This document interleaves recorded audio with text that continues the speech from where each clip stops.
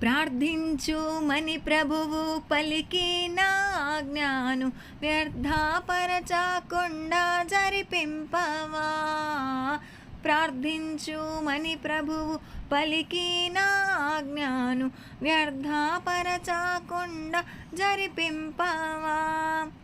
స్వార్థ చిత్తము వీడి సకల లోకమునాకై, స్వార్థ చిత్తము వీడి సకల లోకమునాకై ప్రార్థించి ప్రభు మన్ననలు పొందవా.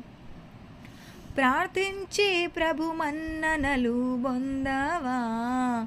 ప్రార్థించుము సంఘమా, ప్రార్థనయే భక్తుని ప్రాణమని.